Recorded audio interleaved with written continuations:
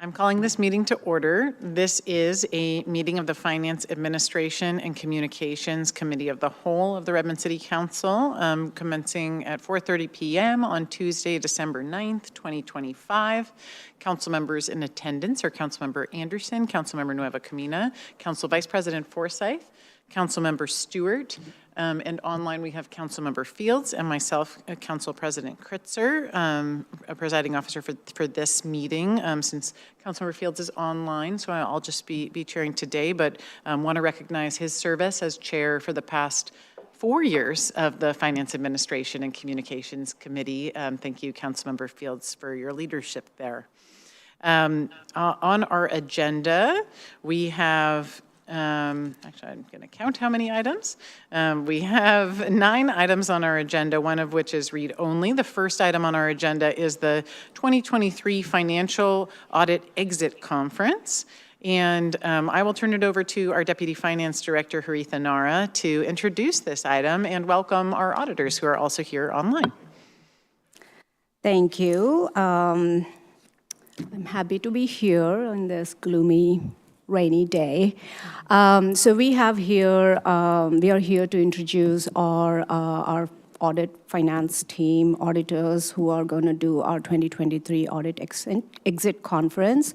And we are here with, before I hand it over to Nida Hermoso, who is our financial accounting manager, I would like to take this opportunity to recognize Nida's leadership on managing and leading the whole accounting team who are also over here. I would like everyone to stand up so that council can see all of you.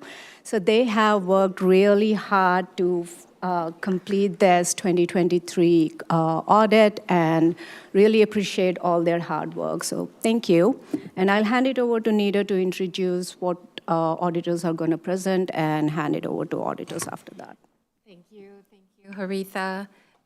So tonight we have Angela, Haji, and Priscilla to go over the 2023 exit audit conference.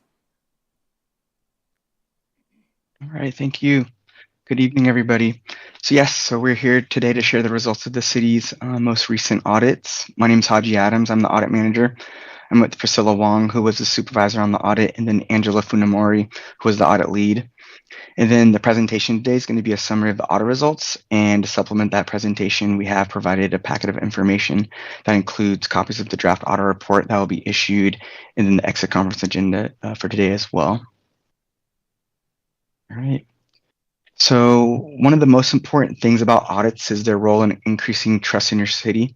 So an audit lets you, staff, and others, such as the public, know if areas of operations are working properly, or if there's any improvements that can be made in the areas that are reviewed and examined.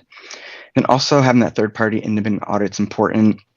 It increases the public's trust that the information presented by the city can be relied upon. It also gives you all assurance that the numbers presented in the financial statements are accurate and can be relied upon as well. And then also that the city is in compliance with state laws, rules, regulations, your own policies and procedures, and also safeguarding of public resources. And the results are made available to the public and published on our website. And last but not least, audits are designed to help you improve operations. So if there are any audit recommendations, they're made to assist the city in continuing to improve its effectiveness and efficiency as well of its operations. So with that, I'll hand it over to Angela to go over the results. Thank you, Haji. So as Haji mentioned, we conducted a financial audit covering the period of January 1st, 2023 through December 31st of 23. So the objective of a financial statement audit is to issue an opinion as to whether the information included in the financial statements can be relied upon to make decisions. So we are pleased to report that we are issuing an unmodified, clean audit opinion on the city's financial statements. This is the opinion you want to receive and provides assurance that the financial statements are stated fairly and materially correct. Additionally, our audits are conducted in accordance with government auditing standards. Those standards require that we review the city's internal controls and compliance over financial reporting. So we reported no significant deficiencies in the city's internal controls. We identified no deficiencies that we consider to be material weaknesses. And further, we noted no instances of noncompliance that were material to the financial statements to the city.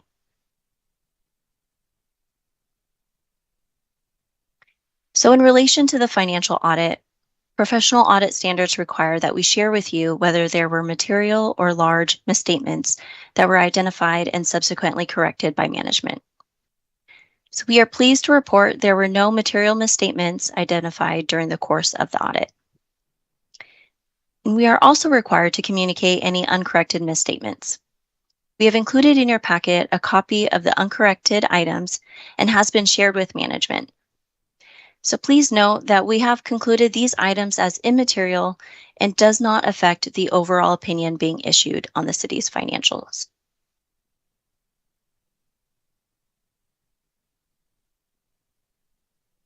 So in wrapping up the financial audit results, audit standards require auditors to evaluate the possibility that management may be able to circumvent certain controls. So we are pleased to share with you that our evaluation showed no instances or possibilities where controls were circumvented.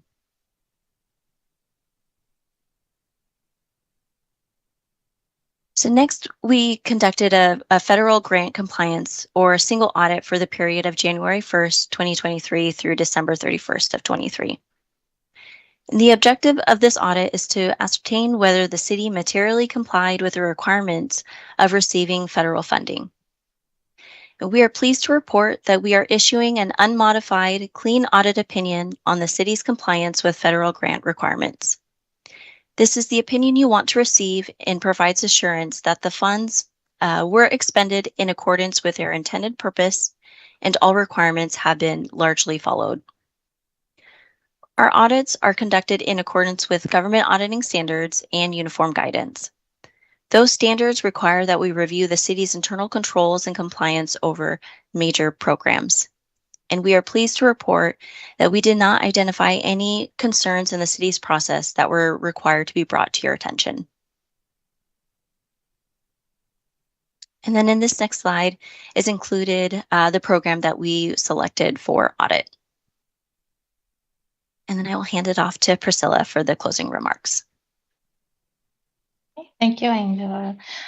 So just a few closing remarks to bring to your attention to conclude our presentation. The cost of our engagement is expected to be within the estimate previously provided, and the next audit will take place in December 2025 at the end of this month, and it will cover the fiscal year 2024 accountability, financial statements, and single audit. We have also included a cost estimate in your exit packet.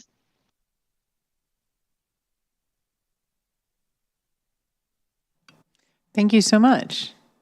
Sorry. Oh, great. One more thing. And we expect the city's report to be published on our website in the next 1 to 2 weeks. You can sign up to receive email notifications on when the report has been released, as well as other news articles, alerts, including resources our office publishes. And the sign up link is provided in the exit packet. In addition, we'll also be sending you a customer service survey. We encourage you, as well as anyone else that participated in the audit, to complete this survey, as all the feedback is important and helpful in improving our services and knowing how we can do better to meet your needs. And feel free to forward the survey on to anyone that you believe might like to share feedback on our services. All right. And now I'll hand it back to Angela to close us out with some final thank you.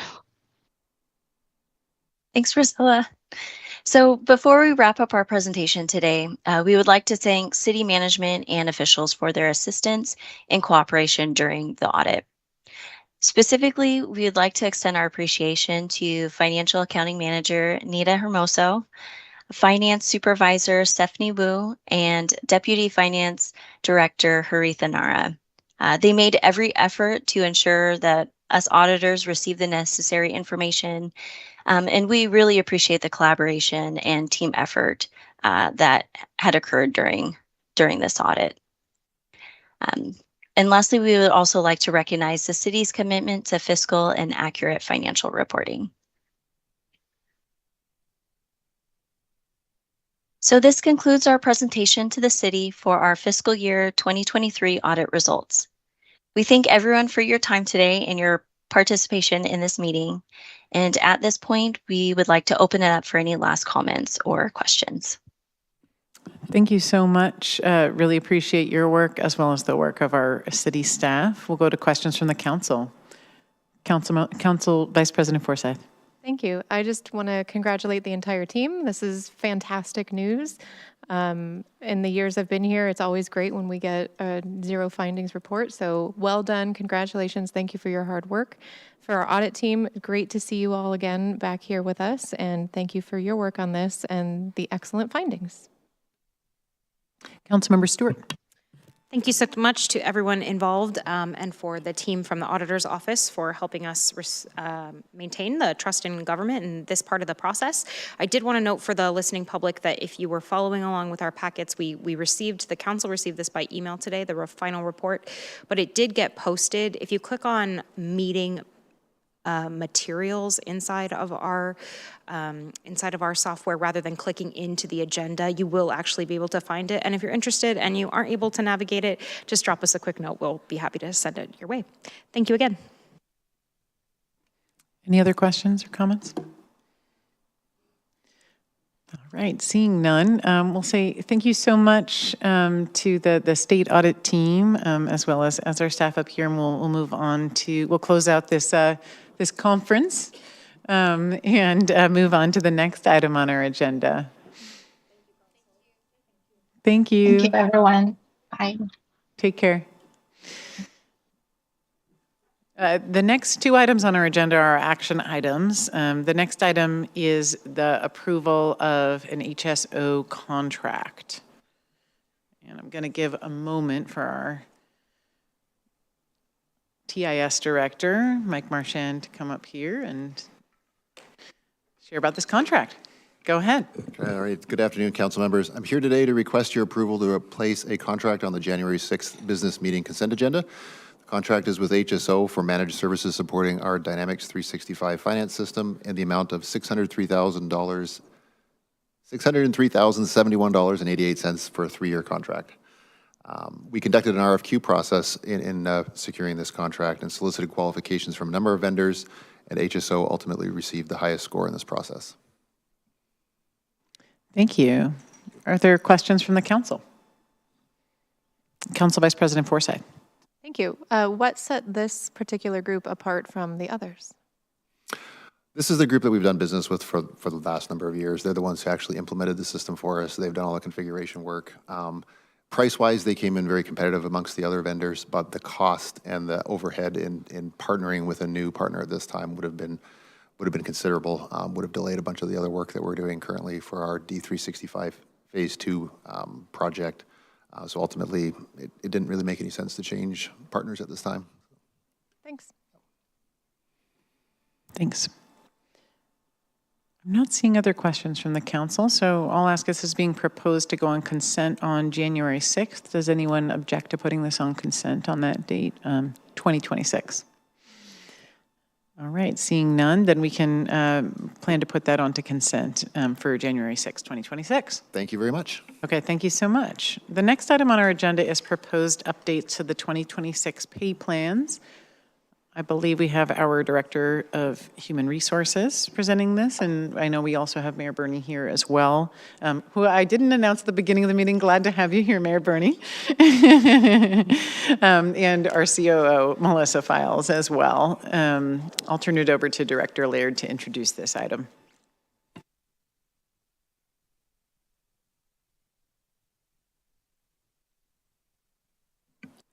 Hi, council members. Thank you so much for having us here today. So we are here to talk about the E pay plan and the N pay plan, which are the non-rep pay plans. We had come to council earlier this month. On November 18th, we did a staff report, And so we know that the council had wanted to talk further about both of these pay plans. And we are seeking your authorization to go to consent on January 6th. So what we would like to do now is, if it's all right, is open it up for questions and really focus on some of the areas that you might want to have us explore. All right, thank you. Are there questions from the council? I can kick us off with one if people are thinking of them. I guess I'm curious if, since we have our mayor here with us, if you can share a little bit about your vision for why it is that there are proposed changes in the executive department and a little bit more of the background behind that. Sure, I'm happy to share this. Thanks for having me, everyone. We have been working on this for a while. As most of the council knows, we've added some new parts of our executive department, from sustainability to grant management, as well as Ready and some other areas. And so what has happened over time is that in the executive department, the span of control has become kind of wide, which isn't best practice in ensuring that people are managed properly. So we took a look at the structure of the department and decided it was in the best interest of the city to have a assistant COO. We went around and around on the title. Assistant COO to help with the span of control. And so what that would mean is some of the directors will report to the assistant, some will report to the COO, as well as me. And so we think this is the best practice for the city to ensure that people are being managed properly. And so we're keeping an eye on all of the different areas that we now have in the executive department that are priorities, not just for the mayor, not just my office, but also for the council and the entire city. Oh, well, I'll just let people ask questions. Go, Council Vice President Forsyth. Thank you. One thing that we've heard, that our council has heard some criticism about is the executive department being top-heavy. What is something that you can share with community to alleviate that concern? Talk about how we're balancing the work structure. Just, can you share more about that concern? Sure, I can share a little bit, and then I can have CO Files share a little bit as well. We're actually quite lean in comparison with other cities throughout the region about the same size as ours. They tend to have multiple, deputy mayors or whatever they might call them. So that is something that I think that I can show that that's not what we're doing as a city. Also, a fun fact with the city of Redmond is there used to be 2 deputy whatever they called them, below the mayor, and the previous administration got rid of one of those and changed the structure. And we have found that because of the addition of these other areas of importance to the city and how we're having them managed within the executive department, that it actually isn't creating that top-heavy situation that you talk about. It actually creates an opportunity for the different members, different programs to have the correct attention from the management that they should. I don't know if you want to add anything. I think I would just add that the position that I am in, the COO, has a span of control of 11 people, which is fairly large when you're dealing with very large departments in the city. Right now, I think I do a good job in trying to manage every department's needs and wants, and but it is getting unwieldy, and especially when we have added so many divisions to the executive office, because although the deputy manages those divisions, I still have oversight of those as well. So it's really kind of a span of control issue, and making sure that the executive office knows what's happening globally within the city, and not missing steps there. Thank you. And just if I may, I appreciate your hard work. I know how hard you work, and I truly see that. And so I just wanted to acknowledge that I see you and I see how hard you work. Thank you. Councilmember Stewart. Yeah, thank you. I'm really glad we're having this discussion. And while I understand the need for a discussion about creating some additional capacity so that our teams can have the support that they need, and I'd really love to hear us frame it that way, it looks to me like the council position that we funded for the READY program is being proposed as a change to take that FTE and convert it to this assistant COO position. So my first question is, are we reading that correctly? And if so, then I think the question is about that ready work. That's a conversation to keep the focused on, and also why the creation, if not, then why the creation of a new FTE in the middle of the biennium when we have next year coming up. So those are a couple of the questions on my mind.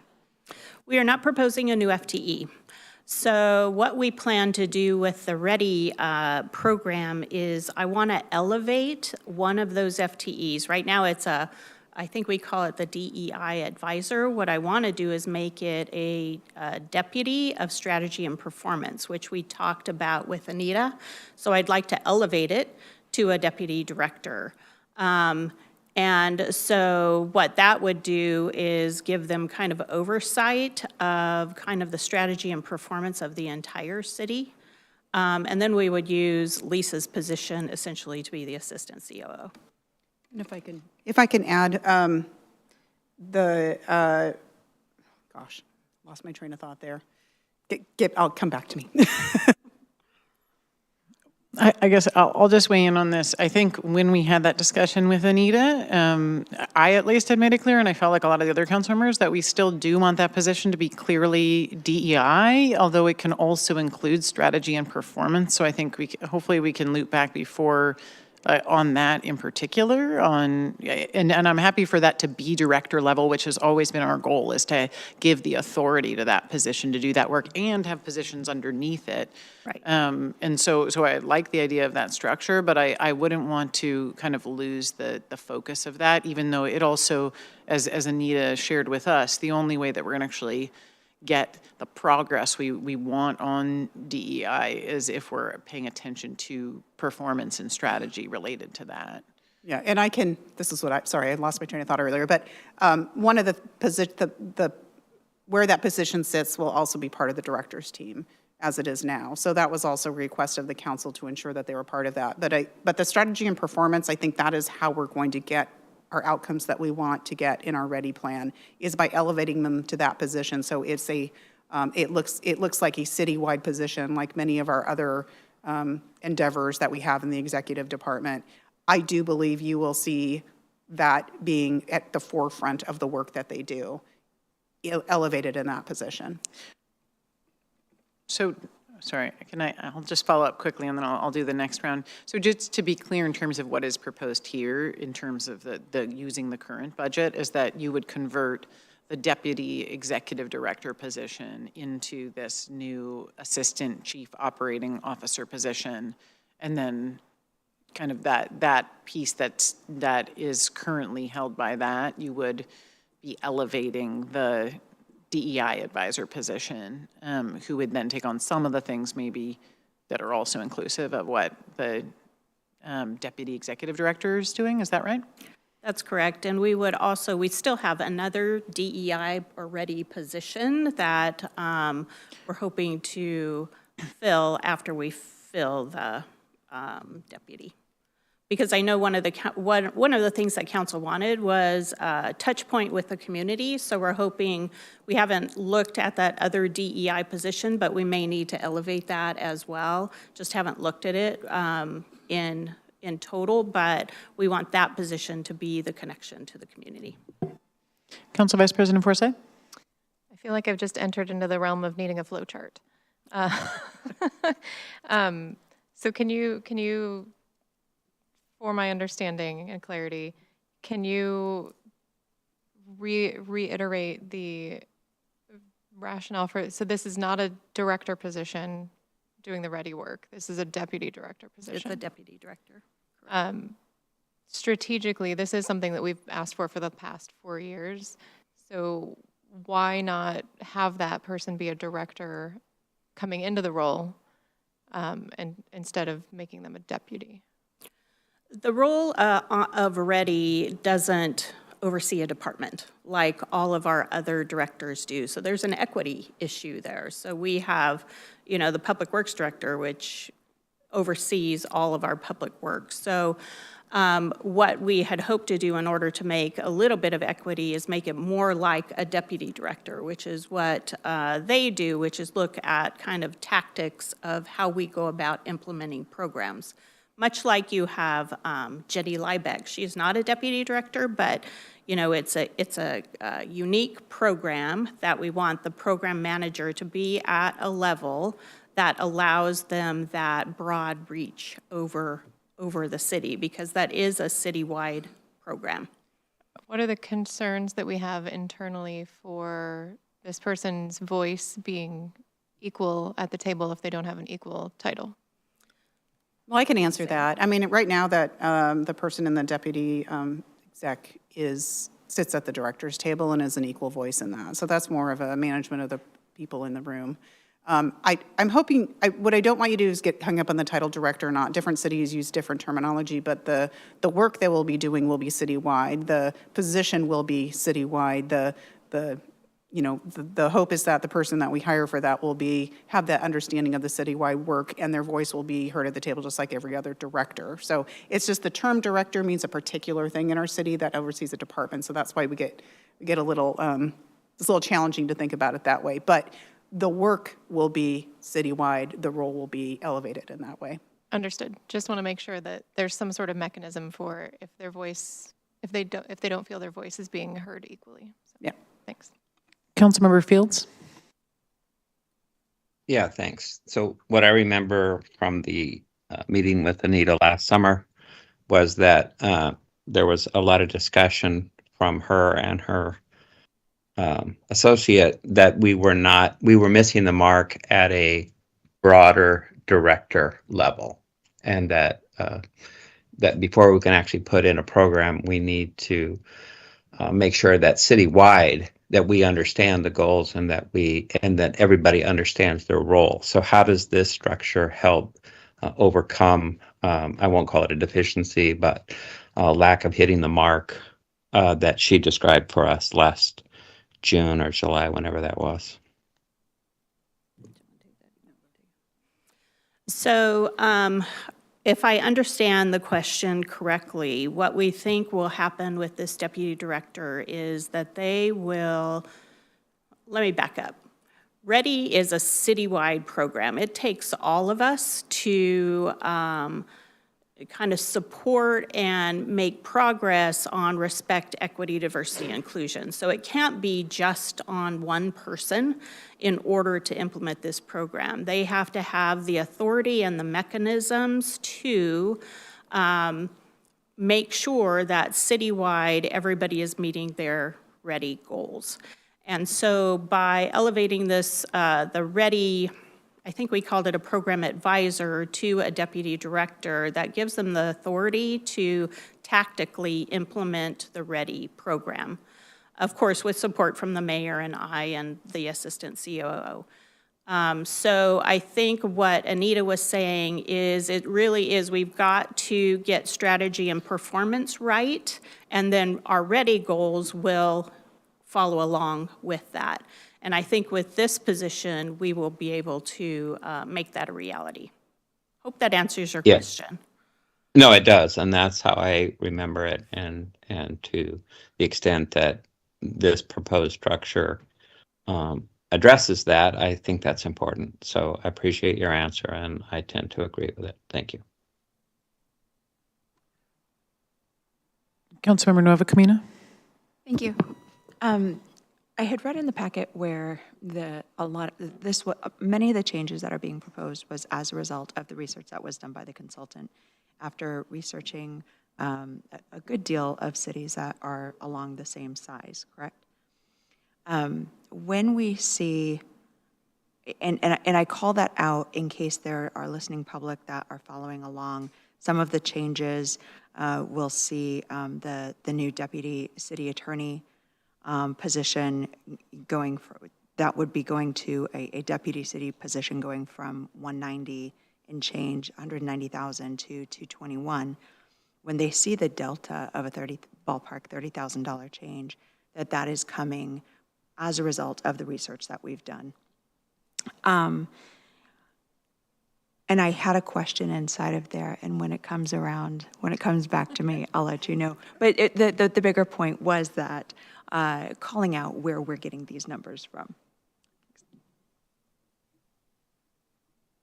Councilmember Stewart. Yeah, thank you. I will maybe just agree before I ask my question with my two colleagues on a flow chart would be helpful, and also the fiscal summary is kind of missing from the conversation in the packet. So it's a little harder to identify. I wanted to clarify.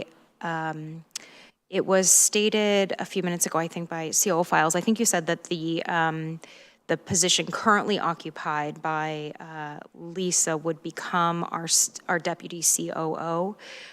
What about the existing position for that employee?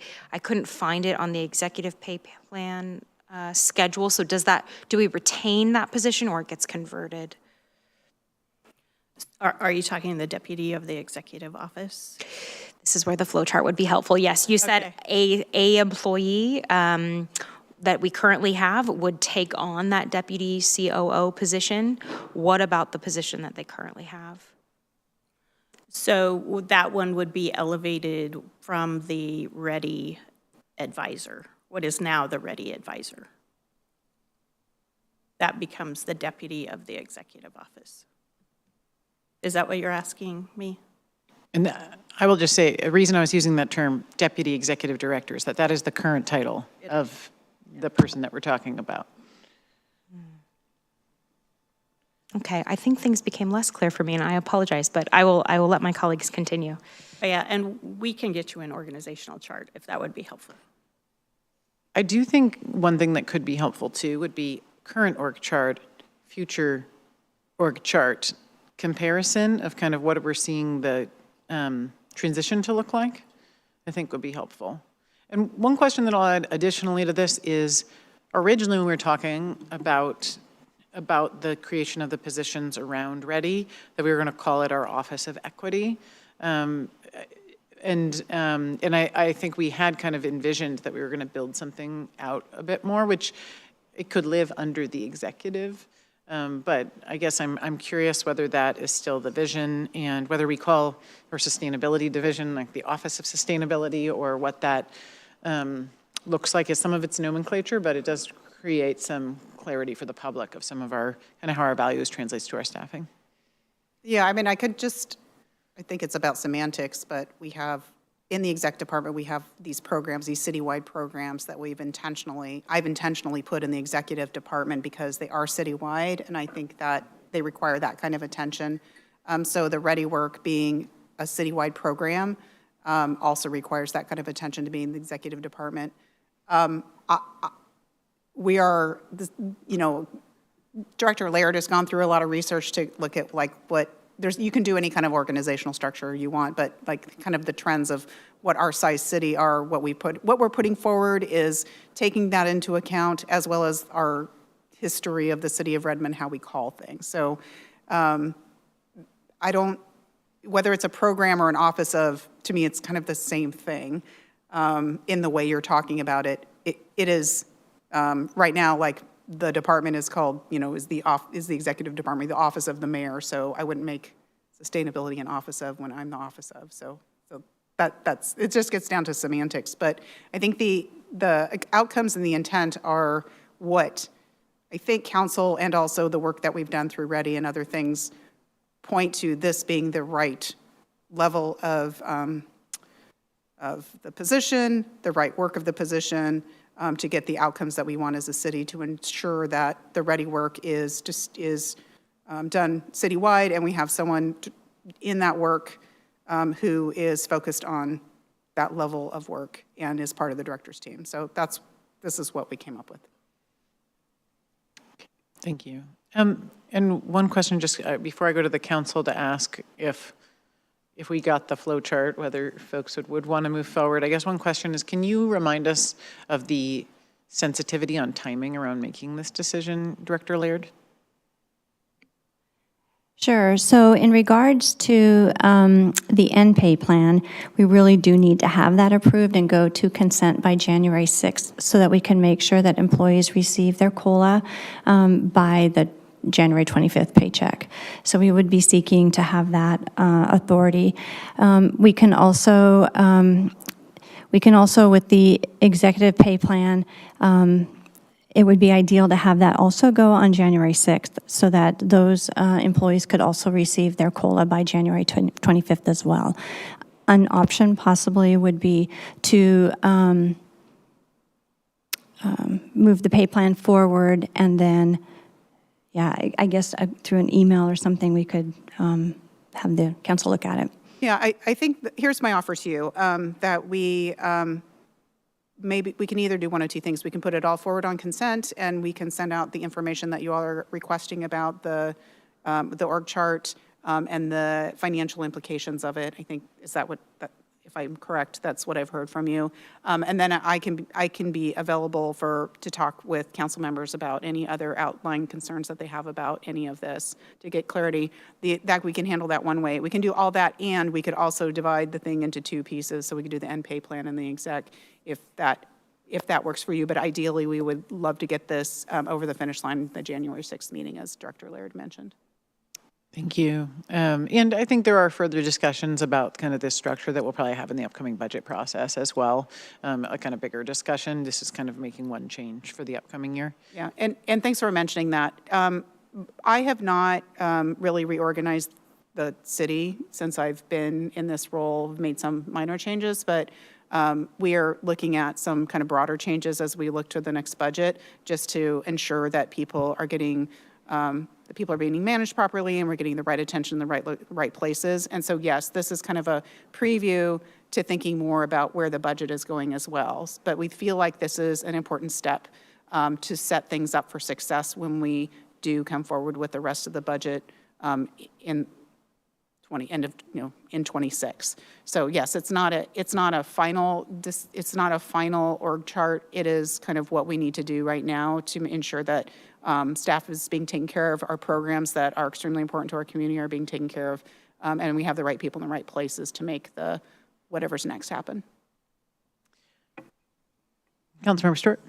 Yeah, well, first, thank you, Madam Mayor, for being here and having the discussion with us. And I do think that we probably have, I think there were actually questions on other pieces that we have in our packet tonight, but we have spent a lot of time on this one. I totally get that. I think the follow-up is going to be helpful. The org chart and the fiscal impact is not provided here.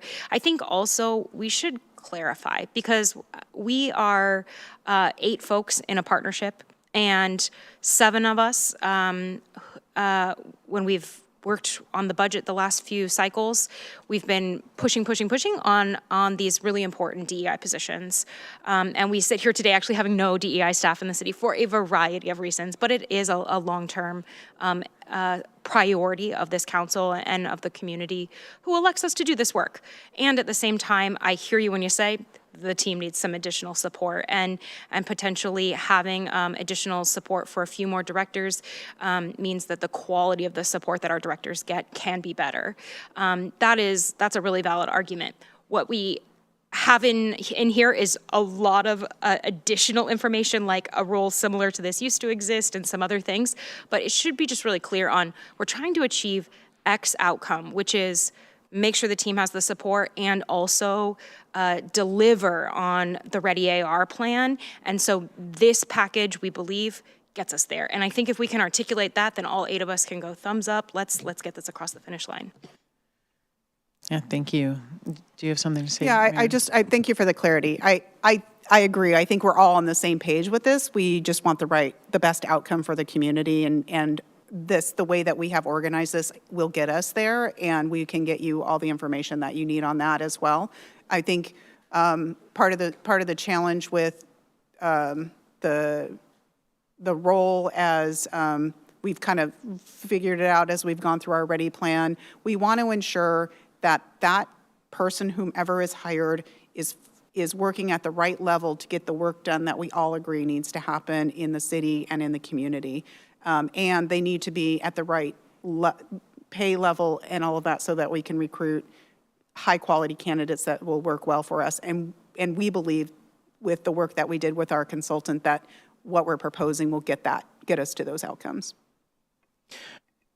One follow-up question on this, so just that, is that we only do see in the proposed pay plan changes, the change of the Assistant Chief Operating Officer. We don't see the change of this other position, and so I'm wondering whether we actually want to articulate that, since we also have discussed what we call that, which part of this is the nomenclature, as well as what the kind of salary ranges are for that.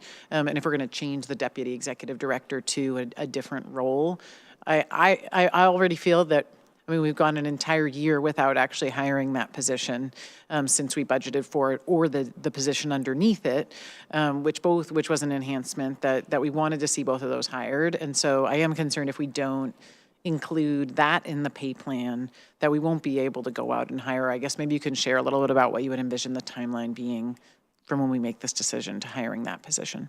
So the Deputy Director of the Executive Office already exists. So what we would do is kind of use that position, but Catherine and her staff would go out and do a market study just to make sure that the salary was commensurate with what we think the position needs to do. Would we have to make a change to the pay plan, though, to get the name to reflect what it is that position would focus on? If the name changed for the classification, yes, then the pay plan would change, and the council would have to approve that. Yeah, so I guess my question is, should we include that change here if we do want to be a little bit more specific than just calling it keeping it as a Deputy Executive Director? If I'm getting clarification, so you're saying for the ready position that we're calling, what is the title? Strategy and performance, yeah. If we call it Ready Strategy and Performance or something like that, I think, but if we could have that in the pay plan and it's at the level that the Deputy Executive Director is at, right? Does that make sense? Yeah, it does make sense. I would not recommend it, and here's why. What we have is we have deputy directors, and the deputy directors are identified by the department that they work for. So what we can do is within the job description, we can identify what the focus will be, and deputy directors can have different focuses as well. So the job descriptions don't go before council, so we can definitely update the job description. And based upon what you're talking about, I don't believe that will impact the band that the deputy director falls within. And so, but we do have that flexibility. But I would not I think it creates too many challenges if you change classification title or create a separate classification title. Plus, we have not done any market analysis on that classification title to determine where it falls. All right.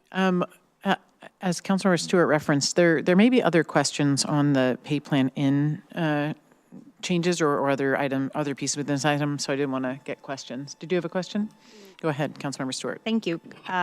Maybe a bridge question for us on the pay plan, we have a recommendation to reduce the DEI program advisor from N35 to N33, but I think that COO Files shared that she actually expected it to go in the opposite direction, so I was interested when she said that. Yeah, so part of it is with this focused on strategy and performance, we are looking at that position. So given where it is now and the market analysis that was done, that's why it moved. But Catherine will give kind of me the flexibility to look at that position once we have the deputy director on board so that we can make sure that position is placed where it needs to go. So we may be back with you to talk about that position. Other questions? I guess one question I will pose is just if you can speak to the choice for the 3.8% COLA. Right. So that's a great question. So COLA is based upon, there's certain factors that we base COLA on, and traditionally we actually base COLA on following the RESHA pay plan. And the reason why we follow the RESHA pay plan is because the majority of the supervisors and managers oversee staff that are RESHA employees. So we want to make sure that we're keeping them consistent with their subordinates, if you will. And that was what the COLA was that council approved for RESHA. Okay, because that is higher than the current CPIW, right? Yes, it is. Yep. Okay. Council Vice President Forsyth? On that same note, the people that fall within that Risha pay plan make considerably less than the directors. So as an equitable outcome, I'd like if you could talk more about how a 3.8% increase on a $200,000 salary is a lot more money than a 3.8% increase on a $90,000 salary. So if we're looking at equitable outcomes, I'm inclined to take the recommendation of potentially moving that to the 2.3. So could you just talk about that a little bit? Sure, absolutely. One of the things you have to keep in mind is when salaries move, especially if they're in the lower classification, so in this case, the in the Risha pay plan, you move them up, there is a compression issue. So their salaries move up, and then if your supervisors and managers, and then also ultimately your directors don't move at the same rate, then that compression issue becomes a problem where you have lower level employees that could actually be in salary bands that are higher than the managers, supervisors, and directors. So yes, there are salaries that are in the $200,000 range, but there's quite a few. In fact, some of our Risha, they're really high. They're in the 180s to 190s as well. So that's just the way the salaries are now. I would say the average salary is right around 145. So it's very rare to have a salary that's under 100,000 at this point. Salaries are high. All right, I'm not seeing any other, go ahead, Councilmember Nueva Camina. Thank you. It was a better understanding on the difference, and I was going off of midpoint salary ranges on here. When I was looking at the deltas around, and I was looking through equity lens, I was also looking at what would then be the motivation to go for a promotion. And there seems to only be a $15,000 difference between a deputy chief and a chief currently. I'm not clear as to why that is. Could you just speak a little bit so that I personally have a better understanding, or if any of the community members that are listening in, when they take a look at that, they're like, okay, well, then what's if it's only $15,000 difference, then what would be the motivation to go up to the different band? To go from a deputy director, for example, or deputy chief to a director. Yeah, specifically, I was, because it's only about $15,000 delta between DC and chief. So what we do is we look at the market data. So, and again, you're correct. We had used market data from different cities all around the West Coast, if you will, and so we are following market, and then we make sure that we have a certain percentage between the chief and the deputy chief, for example, which is we try to stay between 6% and 8%, and I'm not really sure what the difference is in this particular case. So, but it's initially based on market, and especially at that higher level, we want to make sure that we're not just randomly picking numbers, and so that is why we picked the ranges that they are in within the bands. Follow-up question, if I may, Chair. Go ahead. I appreciate the going off of the market, because that always gives us a starting point. Is there ever a conversation around localization where, yes, we are following marketing trends, however, are we asking the question, does that make sense for Redmond? And I'm not saying by any stretch that me questioning that I'm saying that we're not following suit in that. I'm just asking if there is that leeway to ask, is that then the right thing for Redmond? Of course. Compensation, to be honest, is an art, not a science. But we also have to make sure that we can fully explain the decisions that we make. And so if it seems like we're making some random decisions, we're going to be really cautious about that, and we're going to stay with market. It's extremely rare to look at market and then make an adjustment and go above market.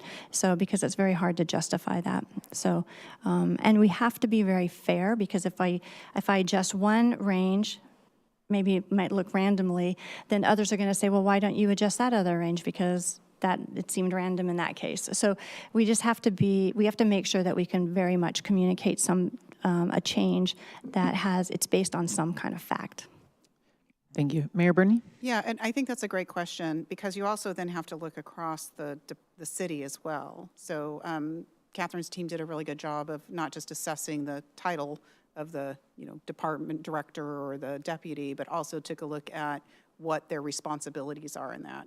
For example, some cities in public works, they have entire sewer systems. Sometimes they don't. They have police have different responsibilities, fire have different responsibilities. So you're always trying to take a look at not just the up and down, the compression between the different jobs, but you're also looking across the city to ensure that this director and that director, if they have similar they won't have similar responsibilities, but breadth of responsibilities, that you're trying to balance that out as well. So she's always trying to take a look at all those pieces together, and that's why not always science, a little bit of art. Thank you, Mayor, for that clarification, because I was looking at how we have been looking at specifically Redmond and what we've historically called the positions, what it is that our teams currently need to feel supported, and then, but I'm only reading, well, due to market research, and then thinking, well, have we made it custom to what we're doing here in Redmond? So that's why. Thank you. Thank you.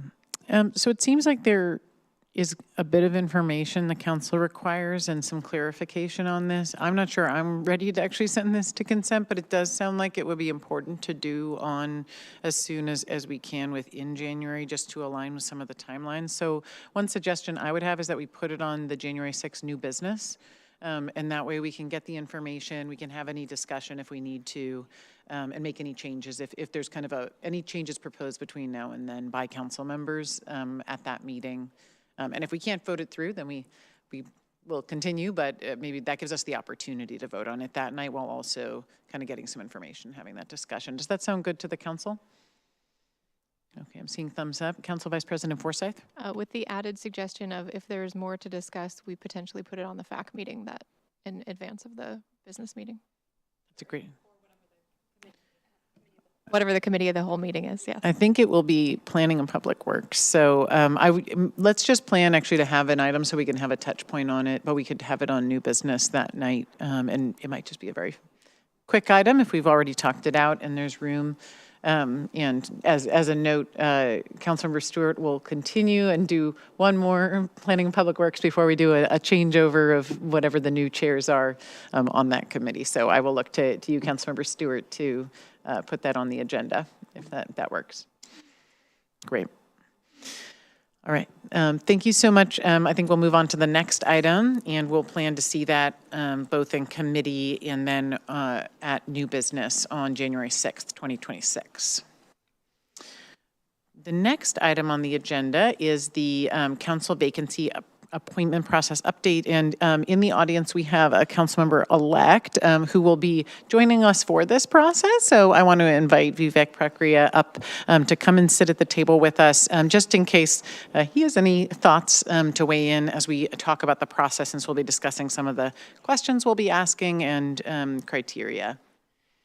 If you want to come sit right next to Director Laird, that would be great. Welcome. So as many, I guess I'll just do the preamble, which is to say the council is currently in the middle of an appointment process. We have the application open now until January 2nd. I'll turn it over to COO Files to talk through some of the proposed process.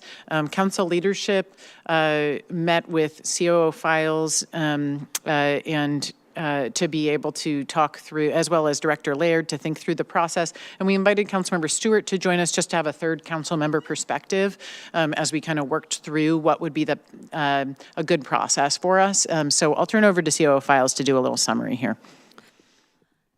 On Friday, and I believe today, Council President Kritzer, I sent out on Friday, and Council President Kritzer sent out today a look at what the council vacancy process would be, and it is based on a conversation that we had, and thank you, Council Member Stewart, for taking notes on that and how this process would go. So I'm just going to go step by step so you know how it goes, and then just interrupt me if you have any questions. So we expect all applications to be in to the city by January 2nd at noon. We have been getting in applications, and I don't know if you're curious, but Catherine has kind of the up-to-date information on that, if you want to share that. Sure. So we have 10 applications we've received so far. 3 have vetted through the process, so they are able to move forward. We have 5 that are in the process. We're in the process of vetting. And then we have 2 that are have been rejected, and that is because they are not in the Redmond area. So. Just to give you an update on that. So you will receive those applications in 2 batches. One, I believe, will go out next week, and then the other one will go out January 2nd. So you'll have a whole batch of the applications that make it through the process, the vetting process. So then council will take those applications and you will review them. And some of the criteria that we have come up with was attachment A, and the criteria is based really on the supplemental questions that were in the application. So you can look at that criteria, and then we're asking council to rank those applications to 0, which means this application should not move forward, to 3, meaning it's an excellent application, meets the criteria, and should move forward for an interview. Just want to remind the council, so we've put this matrix together. It's for your notes as you are going through the application, but if you do make written notes, they are subject to the Public Records Act. So we will need to get those in from you so that make sure that we have a complete packet of information in case somebody asks to see it. So just wanted to remind you of that. Can I Mayor Bernie? interrupt briefly? The packet is actually incorrect, so if community is following along right now, the way the ranking is in the packet is incorrect, so we'll correct that for council. Yeah, and I will note, I'm screen sharing now because we have had some changes since the packet went out. So, and we will hopefully update the materials on the website after this conversation. On January 8th, we're asking that council send in what their rankings are so that we can determine the 10 candidates that will move forward to January 13th, which is when the interviews will occur. On January 13th, we will call a special meeting. It's typically a study session, but we will call a special meeting that will give council the opportunity to interview all 10 applicants. The way the interviews have been set up is you will have 15 minutes to interview the candidate with a 5-minute transition between candidates. So it's not a long time. The interview questions were attachment B in the email that was sent out that you can, ask each of the candidates. We will have staff there for timekeeping purposes so that we know when we need to transition to a new candidate. At that same meeting, council will go into executive session after the interviews are complete to discuss the qualifications of the candidates. Now, that executive session must be kept to just discussing the qualifications of the applicants. Then you will be able to come back into open session to decide who are your top candidates that will move forward. And we're hoping that you can narrow that down to about 2 or 3 candidates at the top of the list. Once we've narrowed it down to 2 or 3 candidates, on January 20th, which is a business meeting, at the front of that meeting, you will be able to interview again those top candidates with kind of maybe questions that you didn't get answered in the short interviews, but it will be much like you do commission and committee members. So you will have some time to spend with those top candidates. Then again, we will go into executive session to discuss the qualifications of those candidates. After that, come back into open session where you will nominate who you think your top candidate is, and then you will do a voting of which candidate you would like to seat. We would like to seat the candidate at that meeting, so they will be sworn in, assuming that you can make a decision of the top candidate. Excuse me, and I'm happy to answer any questions that you have. Thank you. And yeah, I did screen share here so that everyone could follow along online for the listening public as well as the council members here. A couple things that I will just highlight. One is just at the first step of the applicant process, after we get the pool and everybody does their ranking and they get into a ranked order based on the averages between council members. We will have council leadership meet with staff to just review the list and look at the cutoff. The goal would be at the top third of candidates, so it could be less than 10. We talked about doing 10 to 15 and maybe having 15 be the max, but when we were spending time actually mapping out the time, we realized we would need 6 or 7 hours if we had 15 people and breaks. So we decided that we're going to do maximum 10 with the top third, but if we got less than that, it was less than a third, then we might be able to do, it might be less than 10, but at maximum, kind of that's the top. The other thing that I'll just note about this, the second set of interviews, and would love to look at the interview questions with everyone to get input on whether there's any changes that council members or council member-elect would have on the questions we ask in the first round. We want to have all the questions in the first round be the same for everyone and be able to give them to them in advance. They'll have them right now or they'll have them once we post those materials. And then, so that way we can kind of compare across all the 10 candidates. The idea with the second round is that council members could ask what questions are most important to them for that specific person when we're really narrowing down to these final people. And we've already heard their initial questions. So that's kind of the thinking with the two sets of questions.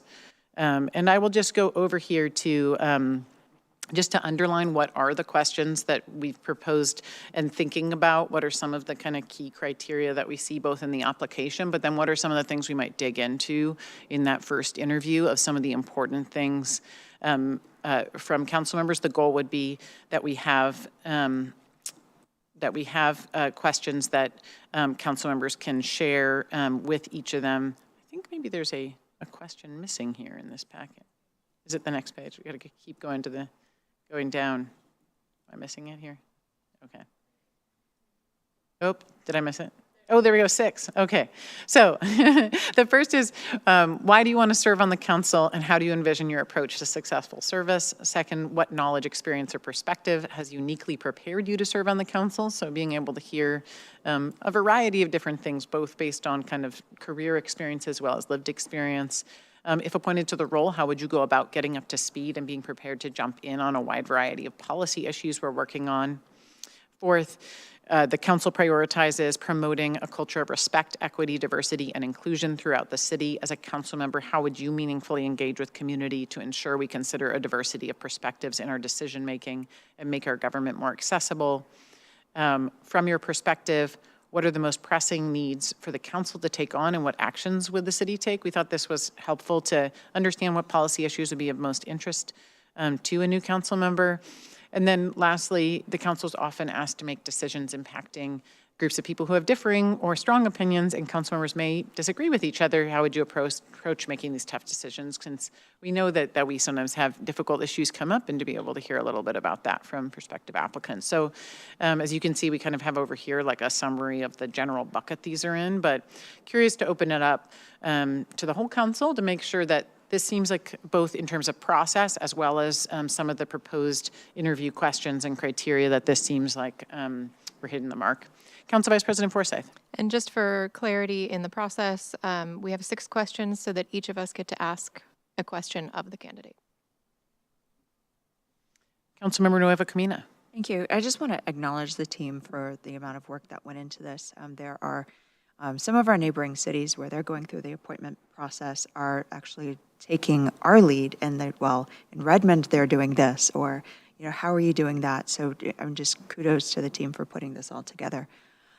My question is to my colleagues to see how do we feel about 3 continuous hours, and do we feel that the person who is number 7 after our brains have been going for 3 hours at that point, ballpark. Do we feel that we can do that fairly? I can speak to that, and then we'll open it up to the others who are part of the conversation. We did have quite a bit of conversation about this, because when we talked about 15 people, we realized there would be no time for breaks. We would just be, and we would be going really quickly between. What we are building in, first of all, for each kind of the amount of time would be 15 minutes for interview plus a 5-minute transition, and we build in some breaks throughout, so that council members can take a break, refresh, and be ready for the next person. I think it is a little bit tricky. We had thought about whether we do this on a Saturday and have it be a lot longer with a lot more breaks, but we also wanted to honor that we're going to have other Saturdays and a lot of other kinds of things, and so wanted to be able to use that study session time. But curious to hear what others have to say. Councilmember Stewart. Yeah, and first of all, thank you. And I've been dying to hear your feedback, so please be generous with it.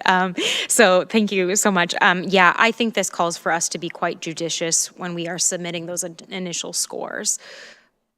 I don't want to repeat what's already been said, but yeah, that's how we're going to get to one of the things that's been said about our own city's experience with processes like this and others is that the top tier does start to identify itself really quickly. So we're going to have to be decisive in the end by January 20th. So being decisive throughout the process is probably going to benefit us all.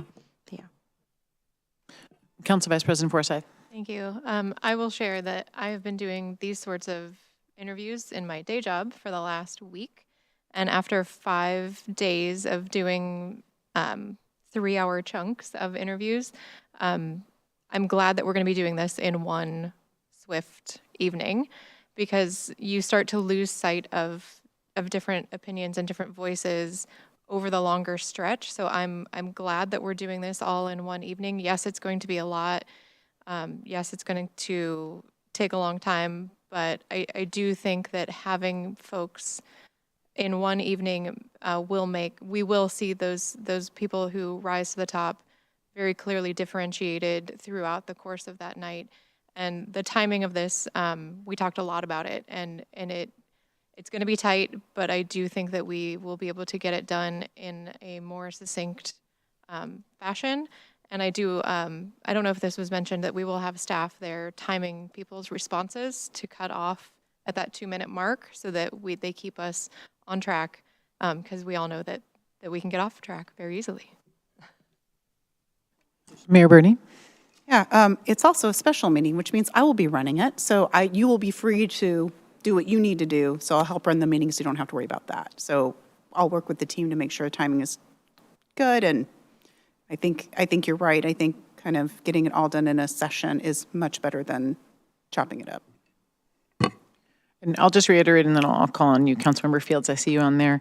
That I think it would be maximum 10, and then that would get us to that 3.5 hours. If we ended up with the top third ending up being a little bit less, then we don't necessarily have to go that long. So we'll see. I think it'll be up to whoever is in council leadership at that time to work on the agenda setting for that meeting to determine the amount of time that's needed. Could be more.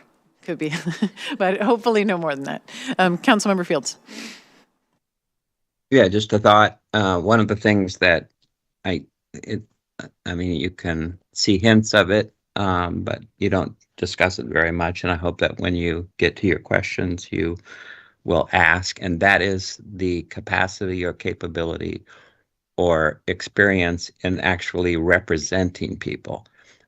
Considering is different than representing. Sometimes we don't agree with what we hear, but we have a responsibility, in my mind, to bring those voices forward, and so that all collectively it can be heard. So to the extent that you can tailor your questions to discern their capacity to represent, because in fact you are all elected representatives, I think is really important.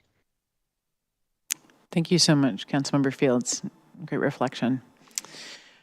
Any other questions or comments? Councilmember-elect, go ahead. Well, first of all, thank you for bringing me up here. It's an honor to be here. I want to say a few points, which is number one, that I think it's important to have some mechanism to randomize the order. Number two is that I concur with the group consensus that one night is probably good. I mean, you don't know what things are going to differ from night to night.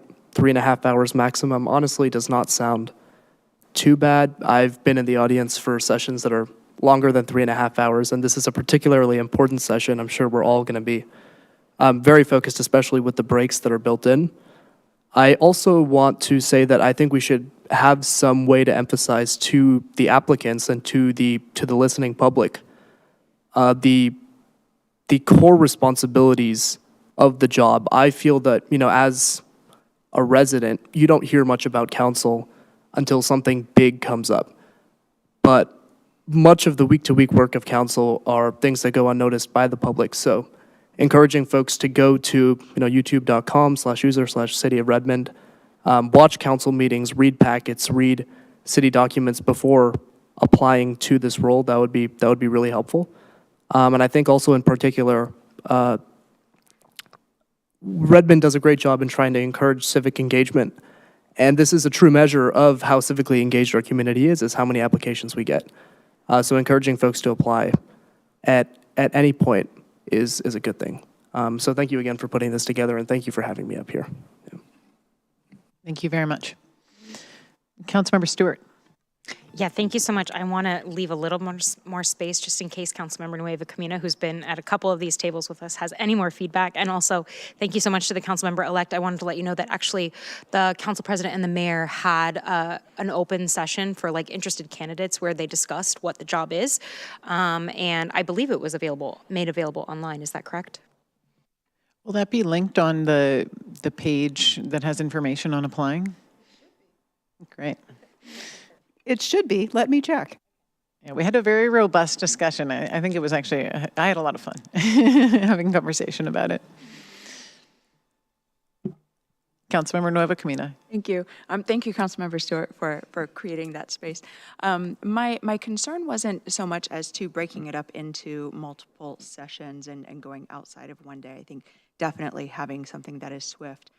My concern was more because we have been at this table for a very long time, some nights, and after about an hour and a half, the brain starts doing some wonky things, and then how do we maintain that freshness? So I'm trusting that, keeping everything running smoothly, as I know the mayor does a phenomenal job, and so does staff, during special meetings to keep us on track. And then also, if we need a moment to regroup, then each of us will have that upon ourselves to kind of get a glass of water, take a breath, and then come back at it. Thank you.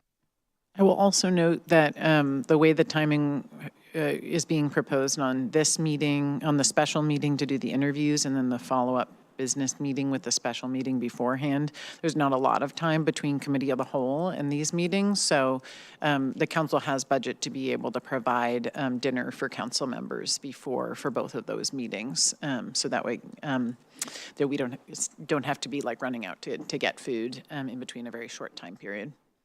And hopefully we can have a little extra refreshments for those breaks. All right, are there any other comments? Otherwise, we'll move on from this item. And I guess if anyone else has any questions or concerns, you can reach out as well to COO Files and Director Laird. And then we will be coming back. And I think we will probably be reminding the public about this process as we post about it and on our meeting on the 6th. And then we'll the day after the meeting on the 6th will be when we all have to turn in our scores. So thank you all.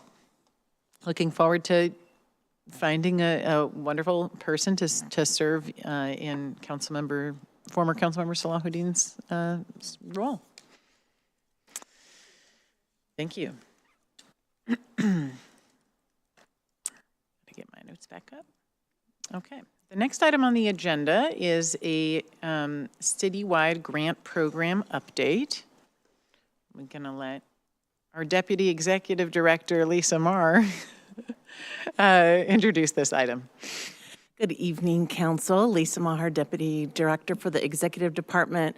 Tonight, I am very happy to introduce you to Lauren Thompson, who is the city's new grant manager. She's been with us, I think, about 8 months. Is that right? 8 months. Tonight, she's going to share with you all the progress that she has been able to make, as well as the other city teams that she's been working with. And I'm happy to take your questions, and I'll turn it over to Lauren.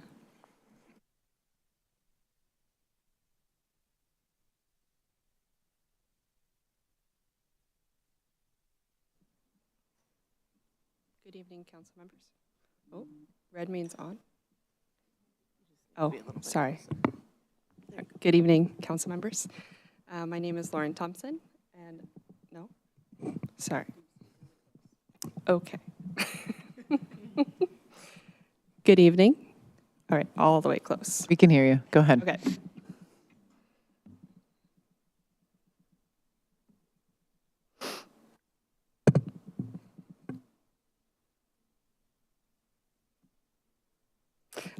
So my position as the grant supervisor was funded to develop a citywide grant program that strengthens how the city identifies, secures, and manages grant funding. This includes developing strategies to increase grant revenues, streamline processes, and improve compliance reporting and overall grant management across all departments. To support this work, the city's grants team, made up of myself as a grant supervisor and a grant analyst from our finance department, provides leadership and oversight to ensure consistent, efficient, and accountable grant practices citywide. The grant analyst manages grant financials, reporting, and compliance support for both capital projects and operating grants. Early on, we conducted a citywide assessment to understand how grants were being managed across departments. Through conversations with staff and a review of our existing policies and systems, we identified several opportunities to strengthen coordination and consistency in our grant management practices. So we identified 4 key areas for improvement. The first is oversight and governance. The second is process and systems. The third is staff resources and support. And the fourth is collaboration and capacity. So I'd like to share a few highlights of what we've accomplished so far and where we are headed next. So we began by establishing a Grant Oversight Committee, or the GOC as we call it, which brings together key leaders to improve alignment and strengthen accountability. The GOC builds upon existing departmental review and approval processes, creating a more consistent and transparent framework for managing grants citywide. We've also launched a pre-application approval process for operating grants to ensure that proposals align with city priorities and available resources before submission, promoting more strategic and efficient use of staff and funding. To make information more accessible, we created a grant team SharePoint site. It's a central hub for resources, templates, and visibility into grant activity. It includes a centralized document library, a citywide grants pipeline, and a dashboard. The grants pipeline transparently tracks all grants at various stages, helping improve collaboration and citywide coordination, particularly when grants involve multiple departments.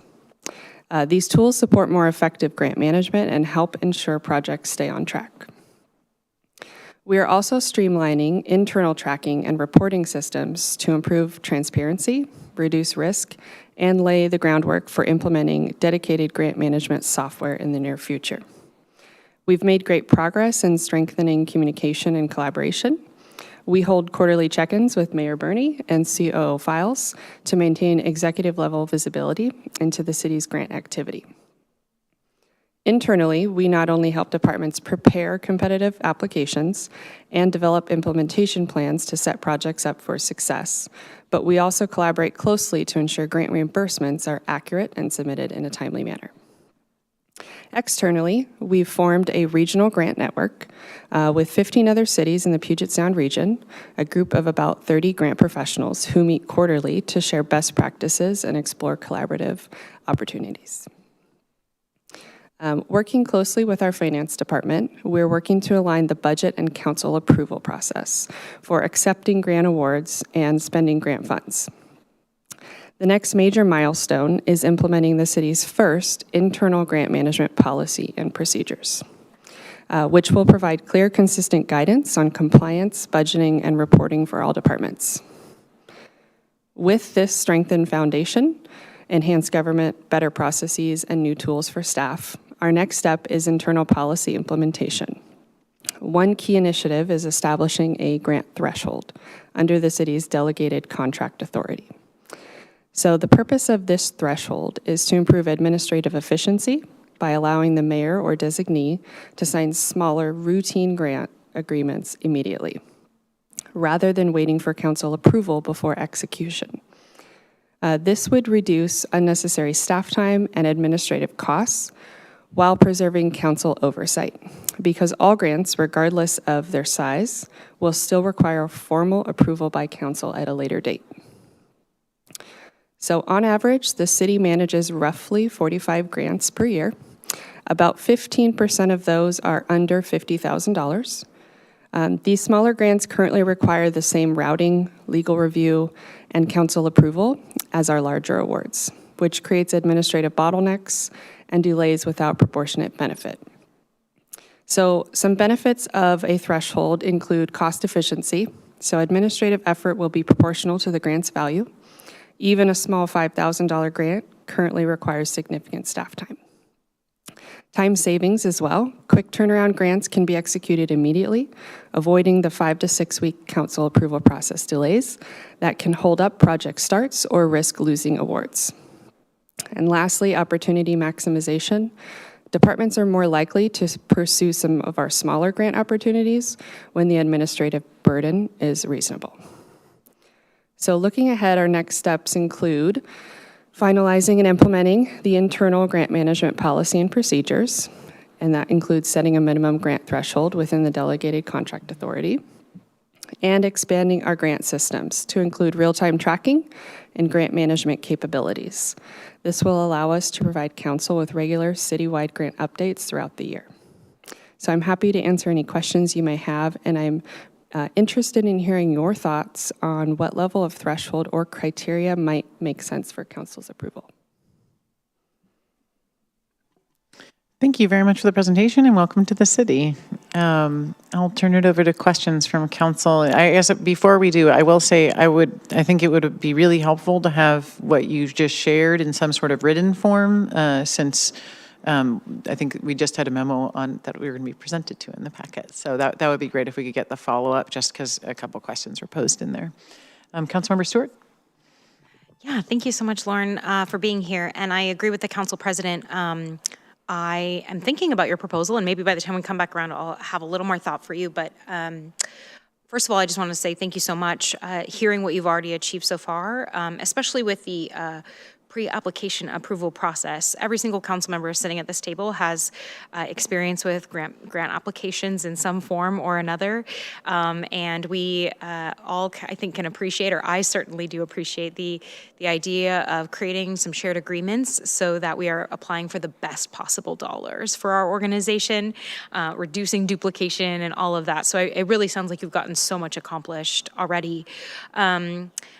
So that is absolutely wonderful. One of the questions I get and hear about a little bit, I actually submitted to you all before the briefing today. So I'm wondering if I could ask it and then have you share a little bit of what you shared in email. But I'm curious to hear, especially given that the funding environment writ large is now constantly changing, what are some of the most important grant decisions or moments that are going to be coming up in 2026 that we are anticipating? Yeah, absolutely. So I think it's important to just lay a little bit of groundwork. The current administration, obviously, on the federal side, has significantly slowed the pace of grant opportunities. They've rapidly changed criteria for grants and have created an unpredictable environment. So federal grant application timelines are shorter, and there is a general change in language. For example, we're no longer able to discuss equity or environmental justice, and that makes it more challenging for projects to be competitive. This administration in particular, they are focused on return on investment, accountability of funds, and proof of necessity for receiving federal awards. So that's on the federal side. And then in terms of your question around important decisions coming up in 2026 for council members, I would highlight 5. So I think it's going to be important that we approve local match contributions. Those are going to become more abundant, and really leaning into our regional collaborations and partnerships to meet requirements for competitive applications. With the possibility of possibly fewer formula grants, there will be more competitive opportunities. And so we need to make sure that we align our city projects with those federal, state, and local strategic funding priorities to be able to strengthen our applications. We need to make sure that when we identify and vote on those earmark-worthy projects for submission to the congressional offices through the CPF, and we do need to decide how to respond to some possible reduced funding at the federal level. There'll be evolving grant priorities, as we've already seen, and political shifts, and we need to make sure that we can still maintain our local commitments to equity, housing, and sustainability. And then lastly, I would just say we need to focus on strengthening our internal controls and grant management systems, making sure that we're conducting staff trainings, and possibly consider hiring consultants to meet some of these increasingly complex compliance standards. Thank you. Council Vice President Forsyth. Thank you. I will agree with my colleagues about getting your presentation in written form so that we can review that. Especially any of the numbers you have, like hearing the 15% are under 50,000, that was really compelling for the argument. But I definitely think that having more of that information, and then I guess the one question I would have for you is, will there be some sort of reporting mechanism to council, even if it's just a read-only item that says we've gone out to bid for these grants, here's where they fall within our city priorities, so that we can just kind of keep tabs on that sort of conversation? Yes, absolutely. So in the rules of procedure, it states that we're still required to report to council and approve the action afterward. So the grant threshold is really to help with the administrative bottlenecks on the front end before we can execute a grant agreement. I do have a few data points around the number of grants that we have and where they kind of sit in the different thresholds, if you're interested in that as well. And I have surveyed a few of the other cities around to see what their thresholds are at and what that looks like. And I have a couple options to share in terms of how you may think about a threshold of some kind, if you would like me to share that. Yeah, I think having that information would be helpful. And I think that even before we get to the process of approval, just having like a read-only memo of like, these are what we're going out for, here's how it fits within our priorities would be helpful. I guess as a follow-up to that, you mentioned about a dashboard. Is that something that the council could look at, or could there be an export from that dashboard that just shares the list of current grants or grants that are in the pipeline? Absolutely. Thank you.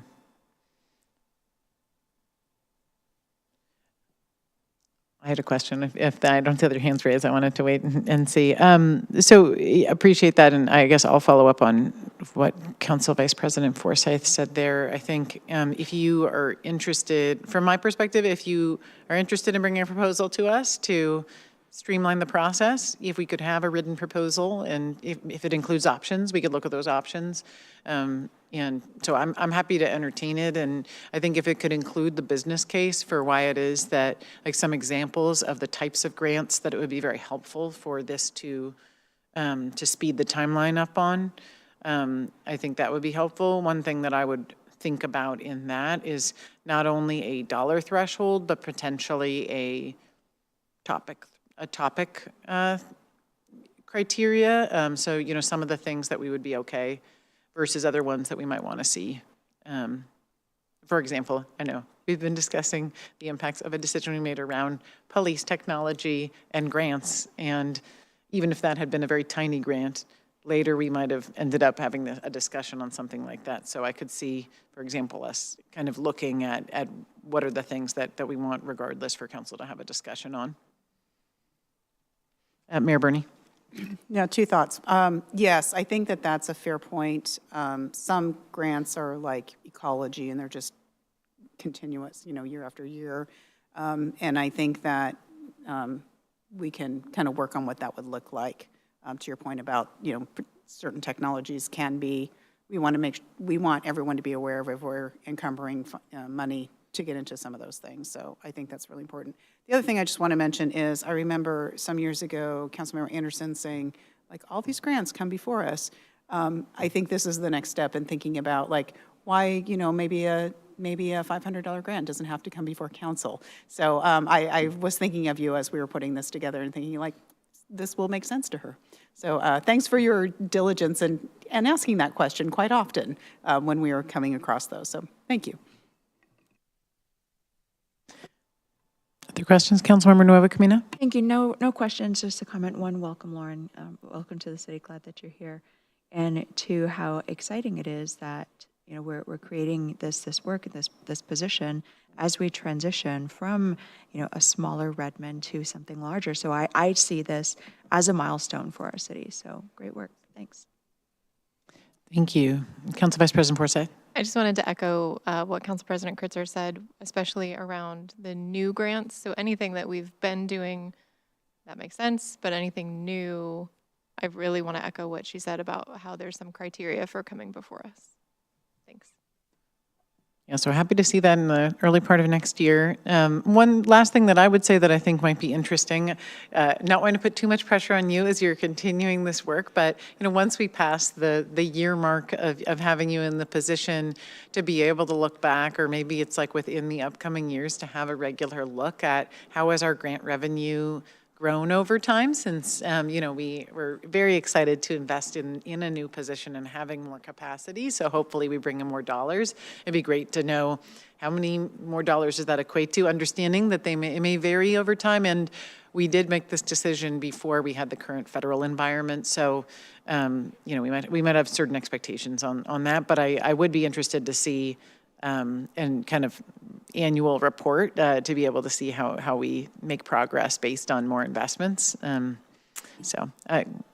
Director Murr? We will work to create a cadence of reporting the progress like we do with environmental sustainability or communications. So we'll get that on the work plans for the committee of the whole for you all. So we'll look at some sort of cadence, and then again, happy to do an annual report too at the end of the year, so you'll get continual updates throughout the year. All right, thank you so much, and welcome again. Thank you for your hard work for our city. Unless you have anything else, we can wrap up this item. Okay, thank you. We'll look forward to seeing you come back with that proposal. The next item on our agenda, and the last that's not read-only, is police parking enforcement program. And this is a big item. It was originally intended for study session later tonight, but as the listening public may have surmised, we combined those agendas into one big committee meeting. So welcome, and we have our police chief, Darrell Lowe, here to introduce this item. Go ahead, Chief Lowe, welcome. Thank you. We have Jacob Lasseter, our parking administrator, that will make the presentation and answer questions for you. Good evening, council members and Mayor Bernie, and thank you for having us here tonight. We are here to present an overview of the citywide parking enforcement and management system plan, which includes the introduction of a new parking management platform, or otherwise known PMP, and the goals we intend to implement as a part of this effort. Tonight's presentation will cover the parking platform itself, customer service and communication, permit management improvements, proposed enforcement area expansions, areas of consideration, and the major milestones in our project timeline. Next slide, please. Our implementation target is to establish enforcement coverage in the Overlake and Marymore Village areas tentatively by April 1st, 2026, aligning with the completion of the light rail. We are also tentatively planning to have full enforcement operations brought in-house by July 1st, 2026.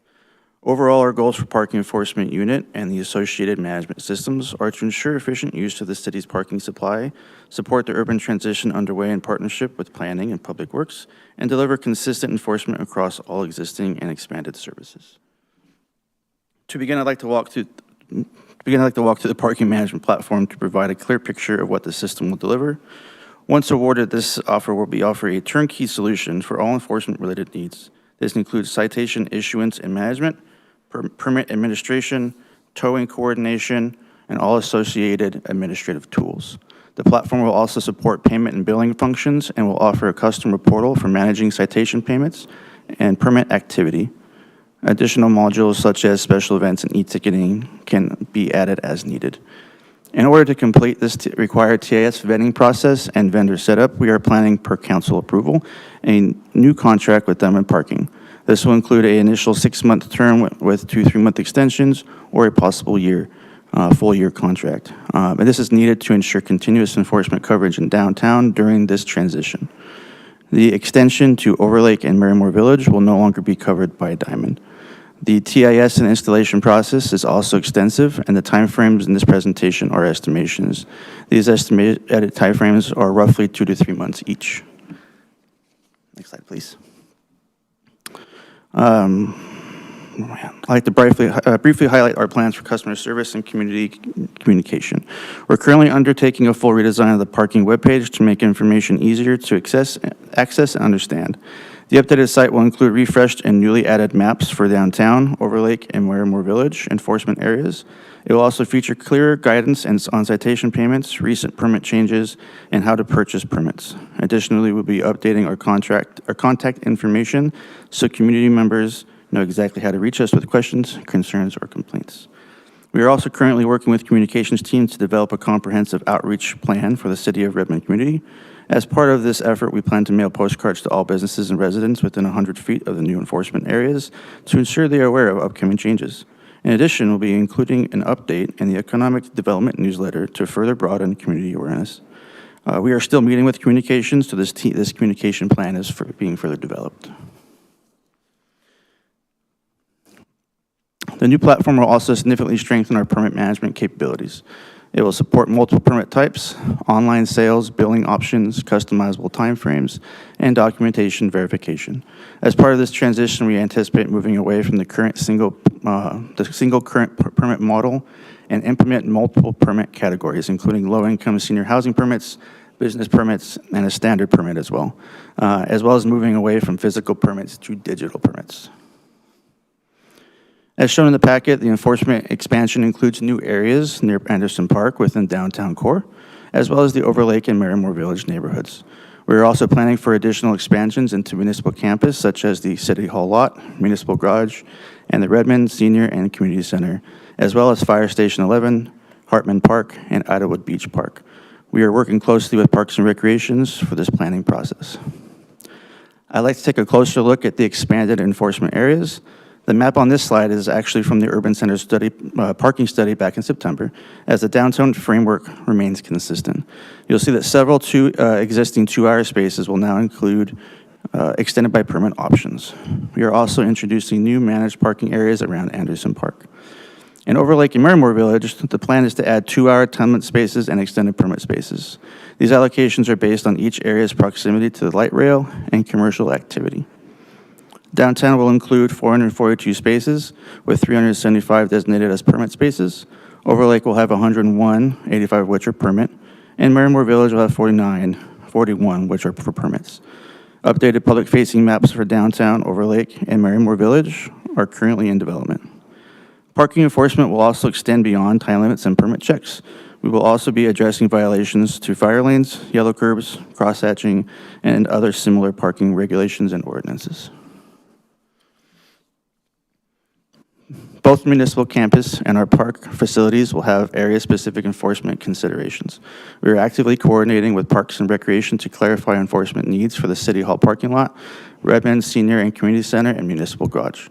This includes reviewing appropriate time limits, potential changes to signage, and the enforcement approach needed to support these facilities.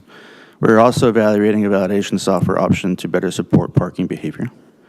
Fire Station 11 will be added to this enforcement plan in response to recurring complaints regarding unauthorized long-term parking. Hartman Park and Idlewood Beach Park each present their own unique challenges, and we are working tentatively and extensively with Parks and Rec on how the enforcement should be tailored for those sites. In terms of our project timeline, we have now reached the stage where the RFP deadline has passed, and the evaluation panel is actively reviewing those submissions for the parking management platform. We expect to bring forward a vendor recommendation soon with the goal of securing council approval and beginning the TIS vetting process early 2026. This would allow system installation to be completed during Q2 of next year. In preparing for this tentative program launch on July 1st, 2026. Our timeline also includes significant tasks such as starting a fee study for permit fees and citation fines, interviewing personnel for a new park unit, completing the communication for the community, and large-scale testing and training for all new processes. Before closing, we want to also highlight 2 additional considerations for council awareness. First, we anticipate expanding the parking enforcement unit staffing with 2 new personnel planned for 2026 and 4 more in 2027 to support anticipated growing service demands. Also, we wanted to bring forward information regarding future opportunities related to parking wayfinding technology. This type of system can provide residents and visitors with real-time information available on mobile apps or web page platforms and can enhance enforcement efficiency by directing officers to areas where violations are actively occurring. With that, I just want to say thank you for again having us here, and I open the floor to council questions. Thank you so much. Are there questions from the council? Councilmember Stewart? Yeah, thank you. I do have several questions, and thank you for bringing this back after our touch-in committee. I will say, just as a piece of feedback for our whole conversation, like the council included, this is being framed as an enforcement conversation, and I think I made the comment at committee about we actually have so many departments that intersect with this particular work area, but maybe as we go through some of the decisions that you need from us in this particular conversation, instead of just focusing on the enforcement, we could also, as a council, agree to consider how these policy choices implement Redmond 2050. Because actually the turnover of parking is part of our policies for supporting our policy directions for supporting small businesses and getting the turnover for the customers and improving the or reducing rather the number of single occupancy trips and all of that. So anyway, I just think that the framing is also really important. I guess I'll kick it off with a couple of questions around the implementation. I noticed in the timeline that the kickoff is July 1st. That is the middle of our World Cup impact season. And so why that date? And if we could hear a little bit more about that and what the intended sequencing of all of that is, because there's a lot going on at that time of year. So as was stated in the presentation, the timelines are somewhat tentative, both due to internal and external factors. So unlike many of the projects that we do where the timeline is very linear and very sequential, as you pointed out, this issue of parking touches multiple departments. Our piece of this particular pie is the enforcement side, and that's why we are speaking specific to that. In previous conversations, we've had other departments here with us to speak to their parts and pieces of it, but the enforcement component was all structured around 2050 and the different parking plans that have been previously done and previously presented on. As far as the specific around World Cup, the staffing component in pieces of this will be 27, 28, not 26, because those positions were not funded. So we're looking at that. I will be making some internal changes or some reallocation of resources within the police department to deal with the enforcement in those expanded areas, kind of around World Cup, but there's signage and there's other things that need to occur prior to that happening. So we will get everything lined up, the signage, everything ready. We will start the enforcement, and that timeline is somewhat tentative. So somewhere between the second and third quarters of next year, we will start to see enforcement in those expanded areas, provided the signage, curb painting, all of those other things are in place ahead of time.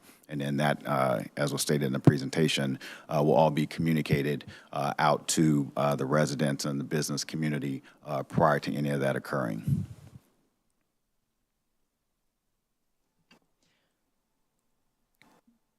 Great, thank you. Council Vice President Forsyth? Thank you. So a lot of this conversation has talked high level about what this program will look like. I'm really interested in the technology aspect. There was a mention of e-ticketing. There's a mention of different technology options, but I'm not sure what those options truly are.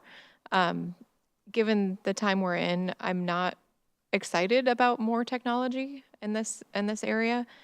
So if you could expand upon, there's a lot of talk about integrating with TIS.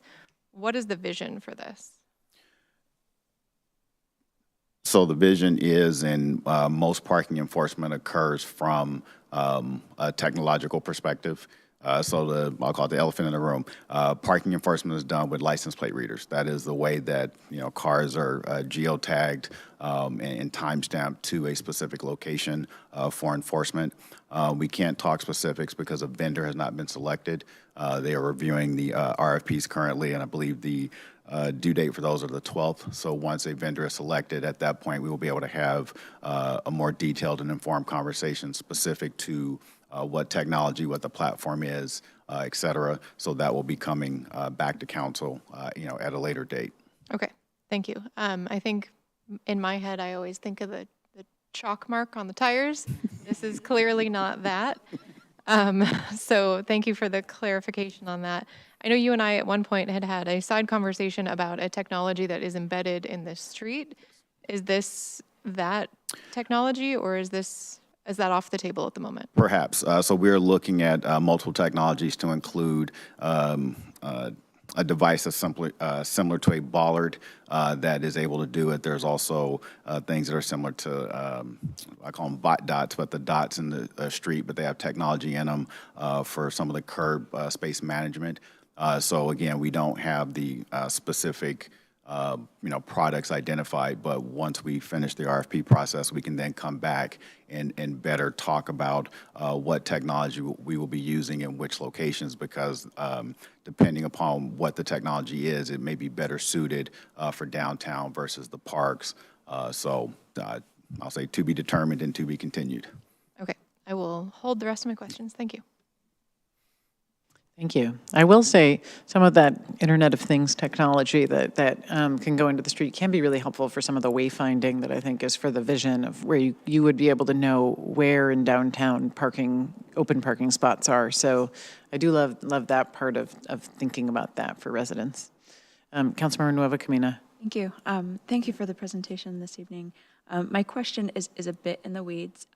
However, because it's an equity question, I feel that I need to pull it out, and that's gaining clarity. One of the things I saw in the permits was on low income and senior housing. And I wanted some clarity on, is that somebody would need to be in low income housing / senior housing, or does that have an income threshold? And if so, are we looking at local AMI, or are we looking at federal low income based off of HUD? So with that, we haven't, I'll say, structured it, but we want to make sure that we acknowledge, I'll say, that concern, and to ensure that the permit fees and processes were not exclusive of any group and whatnot. So I don't have the specifics, but we just want to make sure that we did acknowledge it, so we can get with our counterparts to figure out what metrics we need to use to establish those income levels. Sure. Go ahead. So I've been also researching what our peers are doing in terms of that, and as we do our fee study and everything, we'll continue to grow it. But a lot of our peers, like Bellevue, they don't necessarily have to be on low-income housing, but they have to be part of a low-income program. So like food stamps, for example, as long as they can prove they're on a food stamp plan or something. Go ahead, Councilmember. Thank you. And that's exactly my point, because food stamps for a family of two, you have to be below a ballpark, I'm using some old numbers, $47,000. However, if you are, say, making $72,000 and you need to pay this extra permit, then that's different than if you are in an arch apartment and you're actually a family of two making $100,000, which you would still be able to qualify depending on the band, because then the decreased percentage of cash flow inside of those homes where it may not be that big of a deal at 100,000 for a family of two. But if we're going off of food stamps, that's $47,000. This is night and day. So I want to make sure that we're actually not going off of food stamp or a SNAP program or a food benefit. Because I do know that that's often a gate that will open up that will then make other benefits accessible. However, once you go above that line, then all of the accessibility shuts. So I want to make sure that here in Redmond that we're not using that. Mayor Bernie? Yeah, obviously, we're in early days of doing this, and I know my team will work with Human Services and in the city to ensure that what we propose meets the right criteria that we would want it to. So more to come on that, but I do absolutely appreciate your concern. It is important that we make this accessible, and at the same time, there are a limited number of permits, so we're going to have to figure out what that looks like and how we go about it, but more to come. Thank you. Thank you. And I would just note that I hope you mentioned about some of the communications that we're going to be doing around this. I think doing some special communications about the availability of low-income and senior permits could be helpful. I think some of the postcarding may help because some of the areas like near Anderson Park and some of the other places that that we're going to be changing to adding some of those restrictions are areas where we have more affordable housing or senior housing nearby, and we've heard feedback from residents on that. So I think the more we can kind of get that word out will be helpful. Other questions? Councilmember Stewart. Yeah, I'm curious how the work on this piece of the program will be able to, or if at all, integrate with the shared use or shared parking study, the results when we have the shared parking pilot going on, how that will be able to interface, if at all, with the decisions that have been made for this program. So from my understanding, shared parking falls with planning currently, and even though we're working together collaboratively, shared parking takes place on private property, and our division would not enforce private property. So that might have been a more succinct way to phrase the question. Will your enforcement be participating in enforcement on private lots? It sounds like no. How about the technology solutions that you're evaluating? Is the vendor, I'm unclear if the vendor that you're evaluating for parking management platform is a vendor that might be able to facilitate paid parking when the city gets there. And if so, I see shaking heads for those who can't see, so that is great. So one of my hopes and dreams for the city of Redmond is that we might be able to have learned from the success with our micromobility program.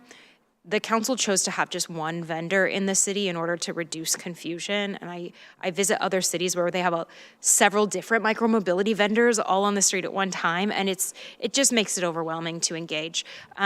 I would hope that we are able to have a conversation about how many different apps you're going to need to pay for parking in Redmond. And when does that conversation come along?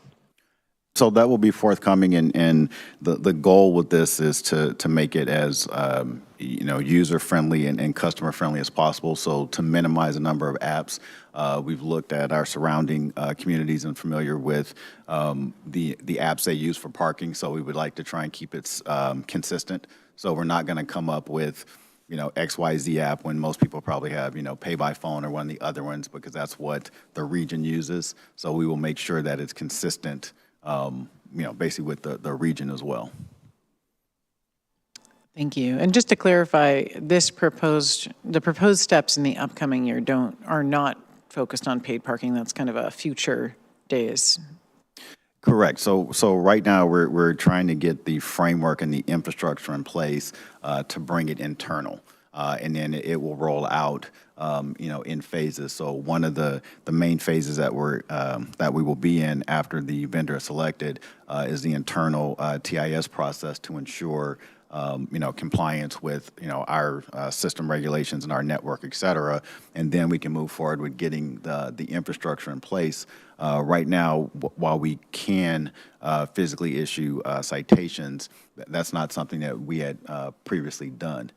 So again, it'll come out in phases and not, like I said, not necessarily as linear as we're used to with some projects, because like I said, there's signage, there's other things to get the community ready, for this expanded enforcement. Of course, the communication piece also needs to happen as well. Great, thank you. Council Vice President Forsyth. So I see the timeline here. Will we be getting another touch point in Q1? Because I still have a lot of questions that I don't think we have answers to yet. So I'm just trying to figure out when our next opportunity to have these conversations will be. Yes, there'll definitely be multiple more touch points as we roll out. Yes, Q1 would be right, because like I said, by then we'll have a vendor identified. There'll be some other touch points and decision points for council, contract authorizations, et cetera. So yes, you can expect another conversation. Do you continue? If I may, while we're considering, there was a mention of digital permit. So while we're considering what those RFPs come back as, the ability to, say, add a rental car, or to add, like you're borrowing a family member's car because your car's in the shop. The ability to be flexible and nimble for the folks that have those permits, if that can be evaluated. And then, yeah, more questions to come later, but that one I thought might help in the selection process. Thank you so much. And I would agree. I think as we go into this implementation, I think having some more touch points maybe in committee would be good. If there's anything council members hear a lot about, it's parking. So we will hear about it, and I'm sure we'll have questions. Speaking of that, I will raise two things that I have brought up in our past parking discussions that I guess I will just ask. When is the moment in which we might have this discussion is around the actual policy around some of the parking requirements. There's one policy that I have brought up that I think that residents have brought up, which is the if people park on the same named street and then they move their car to a different spot on the same named street, it counts against them as if they have already gone up on the time. I don't think it. Even if we explain it to people, I don't think it's making sense. And I still hear from people who get ticketed with that. And I'm just wondering, is there a mechanism which we could actually discuss whether or not we'd want a different policy for that? We're actually looking into that. I heard that as from Councilmember Anderson, I believe, back in September at the urban parking study. And we've already discussed that and thinking of ways to reevaluate the ordinance, maybe reframe it, reverb it to where it makes more sense. And maybe even not kind of restrict, like change it to where it's not just the name of the street, but maybe like the block of the street, and something of that essence. Yeah, I think something that just makes a little bit more logical sense to people would be helpful. The other thing that I would be interested in reviewing that we've also gotten quite a few emails about is kind of our policy about when we tow versus when we ticket. And just being able to look at some of those regulations at some point. Because I can understand towing when they're blocking a fire area or other types of things versus like higher level of ticketing, but the levels that folks have to pay when they get towed is a lot higher than our ticketing. And we have heard from people that if someone makes a mistake, they sometimes might have a $600 burden, and not every household is able to pay that. So I do at some point want to revisit that as part of this, and just would ask as you come back to us that we look at an opportunity to be able to understand what the current policy is for that, when we ticket versus when we tow, and some of the equity considerations there. So just for the council and for listening public, the toll fees are established by the state, so we have no say or control over that portion or piece of it. And then as part of this process, we're also going to be conducting a fee study. So we will come back with recommendations for what the citation rate is, because our citation rate is the lowest around, as compared to both the region and our surrounding cities at $29. So for some individuals, it's cheaper to get ticketed every day than it is to pay for parking, at their apartments and some of those things. So we are looking at that, I'll say, both comprehensively and holistically. Right, thank you. I appreciate the work on that, and I think it's a discussion that would be great to, even though it is very much an administrative implementation thing, I think it is, in concept, also a policy discussion. Council Vice President Forsyth? I just want to second everything that you said about where we park, the same side of the street issue, and all of that uplifting. Thank you. Thank you. Councilmember Stewart? Yeah, thank you. As the conversation's gone on, I've tried to identify the decisions you're going to need from council, because there's a few in here. So I want to make sure I have this correct. The first is whether or not the council is on board with extending the Diamond contract. Then when the vendor contract comes back for the parking management solution, we just spoke about once the fee study has been done, then the citation rates will come back to the council. And also what was introduced was the budgeting / staffing authorization for next biennium to run the program. Is there any decision that I didn't name that you all had in your presentation here tonight and need the council to weigh in on? Not at this time. Tonight was just more kind of informational and setting the stage for what's to come. Thank you. Thank you. I would just add to your summary, if you're taking notes, that it would be policies specifically that govern our parking, ticketing, towing, where you can park, et cetera. I do think the council should have the opportunity, if we can, to be able to weigh in on some of those things if we're getting feedback. All right. Any other questions? I'll ask one last question, or maybe it's a comment, it's a comment question, which is, I really appreciated the thinking that it sounds like you're doing with parks and recreation about both city parking and then parks like Hartman, because I think there is a question there of of the limits of amount of time. Some of our other things, we do 2 hours to turn over, but some places, like for example, our senior and community center, we might want people to be able to stay a little longer because they will go to one class or another or want to hang out. And similar, people go for a long baseball game, multiple baseball games for, and so thinking about just those uses and not wanting to impede the uses of our community, of some of our community spaces. I think it sounds like you're on that, but if you have any comments, feel free to weigh in. So one of the aspects for both parks and especially the municipal campus, like many times when you go out, they have you put your license plate, into a tablet, and so therefore not to ticket that particular vehicle because they're a customer at that location. So that's where the technology piece comes in, is to utilize that type of system, especially here for the municipal campus for the senior and community center. And then when we look at the parks, we will make a recommendation for, I'll say, appropriate time limits there, not necessarily the 2 hours, but perhaps it's 4 hours there, or there will be exemptions during sporting events, et cetera. So we will be looking at it, like I said, very holistically and comprehensively to make sure that it has the best impact to curb the behavior, because we too get a number of emails and complaints around parking and at the parks, et cetera. So we are familiar. Thank you so much. It just sounds like we have a really thoughtful team working on this. Really appreciate all of the efforts. I don't see any other questions, so we'll wrap up this item and look forward to you coming back with lots of updates in the upcoming year. Thank you so much for all you do for our community and the work on this. And that brings us, the last item on our agenda is a read-only item of the 2023 Impact Fee Collection and Distribution Report. The community can see some information in our packet, and council members, if you have any questions, this was an item from the Finance Department, so feel free to reach out to Finance Director Kelly Cochran with any questions. I will, since usually we combine this with our study session, I will take a moment to do a go to the order. Usually we do a council talk time at the end, just to open it up in case folks have go to the order. I have 2 items that I was thinking about, but I'll open it up first to anyone that wanted to bring something up before we close out for our last meeting of 2025. Councilmember Stewart. Yeah, and what a year. I just wanted to thank everyone for another awesome year in Redmond. We adopted the final code package for Redmond 2050, opened 2 more light rail stations, had huge wins in Olympia in what was otherwise a really tough year, and cut the ribbon on RCC3. So let's just keep it going for 2026. I'm so excited.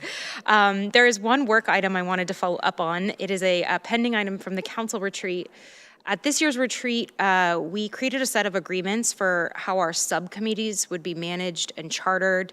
And we did talk about those in council talk time, and we didn't quite get them across the finish line to a consent agenda. I think that subcommittees have been a really great tool for the council, and I'd like to see those integrated in our rules so that we're all set up for the new year and to welcome our colleagues. So I'm interested in hearing if the council has interest in having those drafted up as rules based on the notes from our retreat, and if so, I'm willing to work in the interim and on the vacant through the council recess to take on getting those rules prepared. So I'm interested to see if the council has any thoughts on that. Councilmember Nueva Camino? I think that's a fabulous idea and would happily work with you on that to get that across so that we're ready into the new year. Great. Council Vice President Forsyth? Yes, and I know in our meetings about council vacancy, we talked about putting that in the rules too. So I definitely want to make sure we have a conversation if there's other things that need to be modified, added, that work is all happening at once, because as we know, we only kind of want to open that up maybe once every couple of years. So appreciate the work on that. That was a good idea. Thanks. Councilmember Nueva Camino?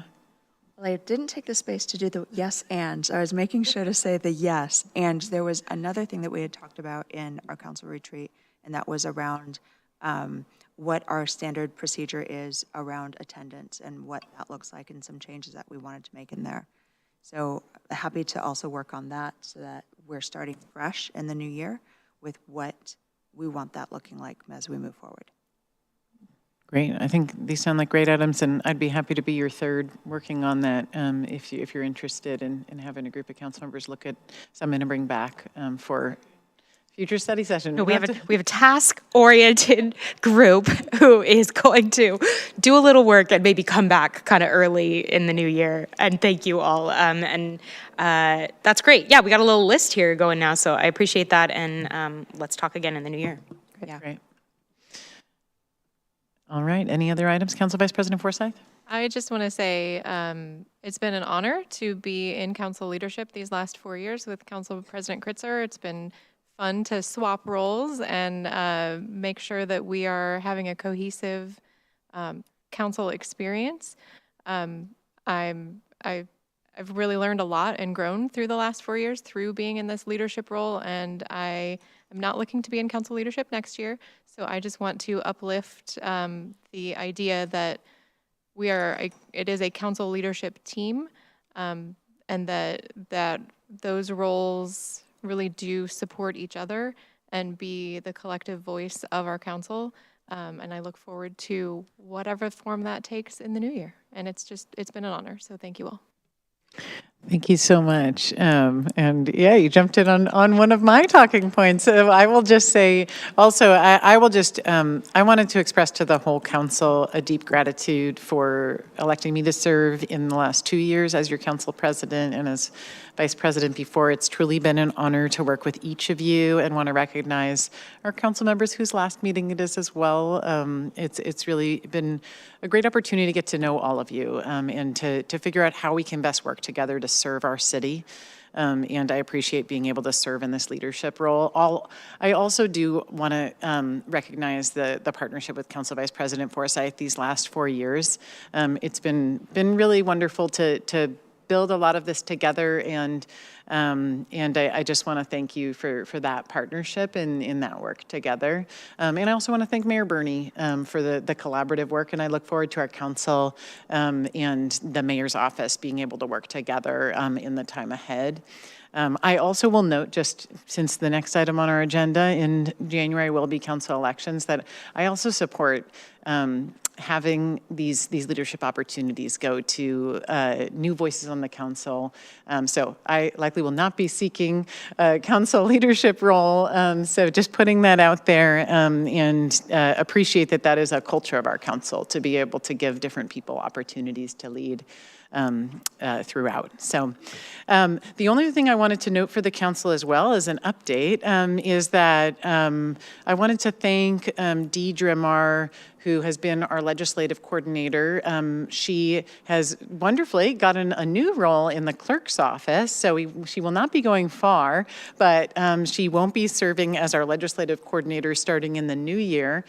Council Vice President Forsyth and I got to interview the top candidate for the legislative coordinator position, and we expect that that person should be coming on board soon. So I'm not going to out that person's name, but I will say we were really impressed with their background and excited to be able to have the council work with them, but also wanted to say thank you to Deidre for all of her work with the council, and look forward to working with her in a different capacity. I think that brings us to the end of our meeting. So with gratitude, if there's nothing else for good of the order, this meeting is adjourned. Thank you all.